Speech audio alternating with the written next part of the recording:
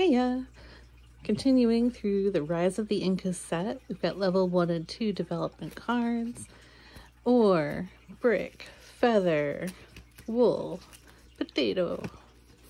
Which one is that?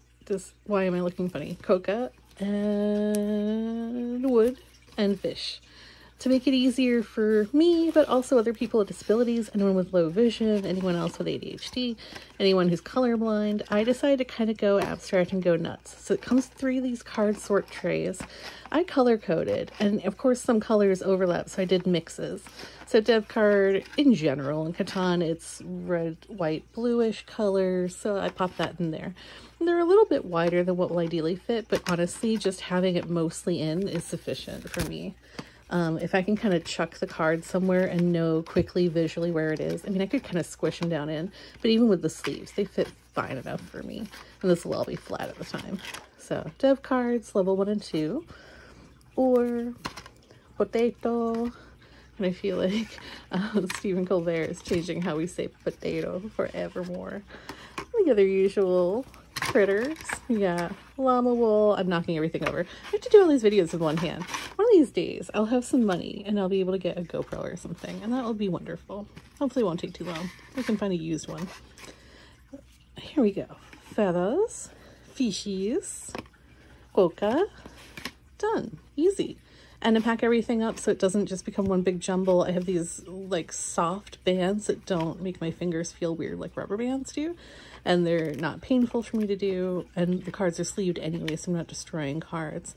And they're not super tight or anything. There's plenty of give. That helps me a lot. That's really good for my hands. So I can throw the cards in their decks even if I want to keep it like ridiculously organized. No big deal. Keep it like that with their little organizey trays, or I can stack them really easily, which is probably what most people are going to be doing. So if you want to have some dexterity friendly, visual aid friendly, memory friendly, neurodiversity friendly, autism friendly, and just generally accessible games with these goodies, feel free to take my ideas. Just don't make money off them, because that's my job.